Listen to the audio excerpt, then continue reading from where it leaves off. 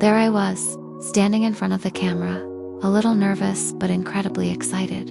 On the floor beside me, my newest treasure, a stunning pair of pumps, glossy and elegant, waiting to be worn. I slowly slipped my foot in, feeling the smooth lining embrace me. As I pushed down and stood up, the heel lifted me higher, not just physically, but inside too. I felt a rush, that familiar little spark that always ignites when I wear heels.